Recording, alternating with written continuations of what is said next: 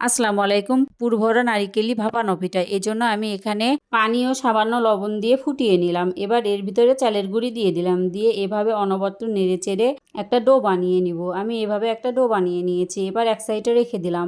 এক কাপের একটু কম নারিকেল কুড়ি, 3 থেকে 4 টেবিল চামচ খেজুরের নালি গুড়, একটি তেজপাতা দিয়ে ভালো করে নেড়ে চেড়ে আঠালো বানিয়ে নিলাম।